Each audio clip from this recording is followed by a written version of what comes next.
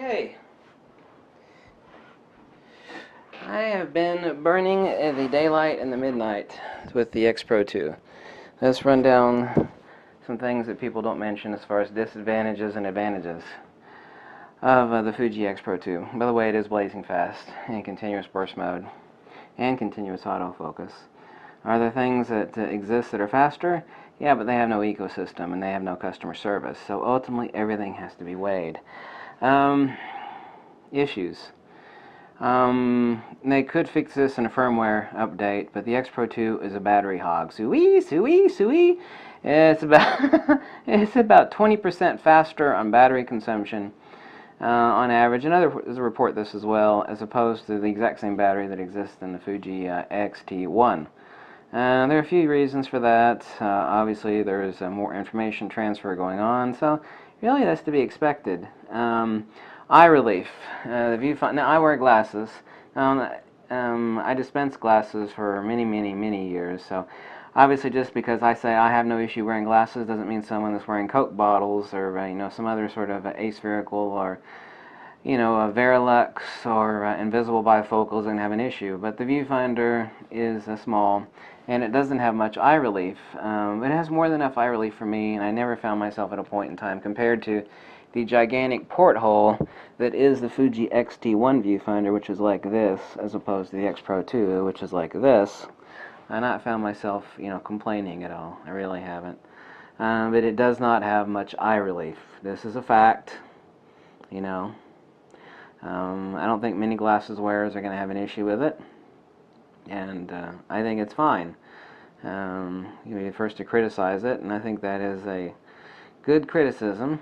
But I do know the fact that the viewfinder necessitates, the front viewfinder, since this is a rangefinder camera, necessitates a certain size limitation, because that also has to feed a hybrid viewfinder. This thing has a hybrid viewfinder.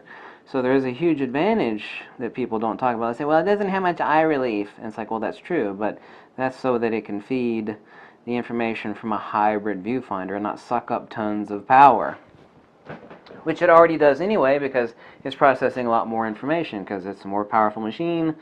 It's doing more, especially in continuous autofocus. So of course it's sucking more battery juice. It's just sheer physics, right?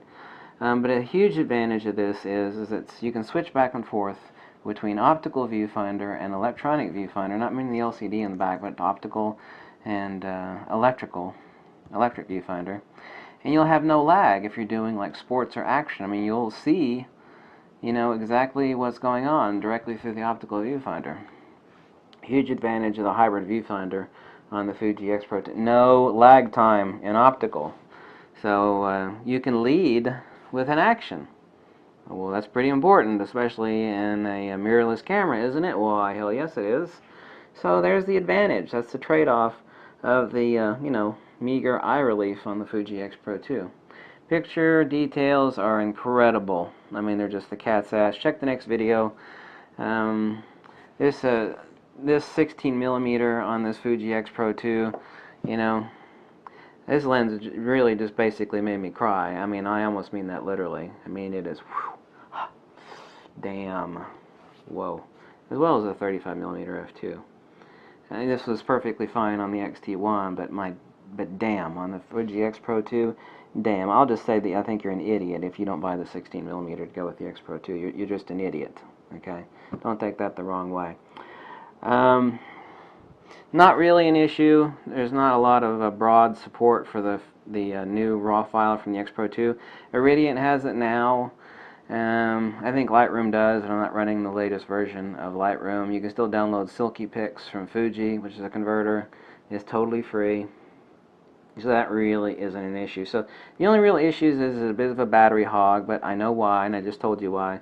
There's not a lot of eye relief, but I just told you why. So it's a trade-off. You have a genuine optical viewfinder through here, so if you're doing action or something moving, you've got no lag time. Of course, you can switch between optical and electrical viewfinder.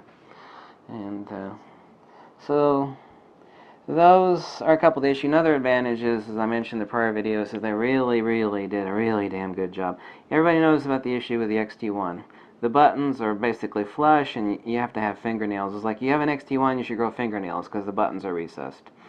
And Japanese people, generally men, they have fingernails, and Americans and Europeans don't. We gnaw them off, bite them off, whatever the hell. So we're always, Americans and Europeans are always bitching about those recessed buttons on the XT1, and it is super awesome on the X-Pro 2. So that issue is completely gone. And they got a neat little joystick up here with the push button. It is just a wonder. It's just awesome joystick, incredible.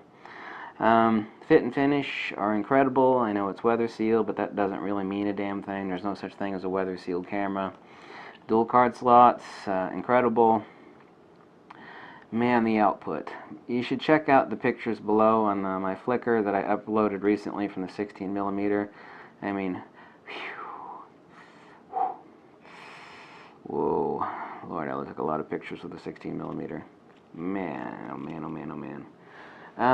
So those are the disadvantages and advantages, and we do have, unlike the XT1, but also like on the XT10, the push button front and rear command dial, which is very nice. I can actually see nothing on the ergonomics other than it being a rangefinder. I mean, if you're used to rangefinders, fine. If you're not, you're going to have an adjustment period.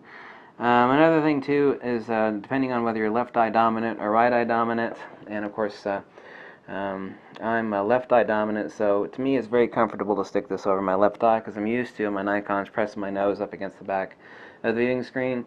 If you're used to DSLR and you're right eye dominant, then you're going to have an issue adjusting because you're going to have to shut one eye a little bit or do whatever you need to cope because your face is going to be hanging off the side of the camera over here if you're right eye dominant.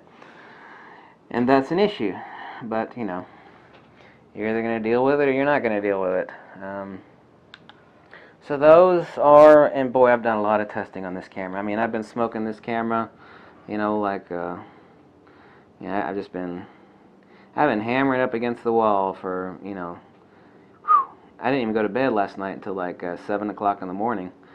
Been hammering this camera hard, and the user's manual as well, of course. But I'm very familiar with it. It's very, very similar to the Fuji XT1. Not entirely similar. There's a lot of dissimilarity between it and the Fuji XT1. But I was out shooting with it in the yard today, and here and there and thither. And check the pics below on the 16mm, which are, wow, my goodness, they're that good. It's like, wow, amazing. Thanks for watching, and I'll catch you later. And if you like this video, drop me a buck or two, or go tell me to jump off a cliff, whatever makes you happy. And hey, Fuji. No, I'm not connected to Fuji. You really think Fuji would connect themselves to me? Thanks. Bye.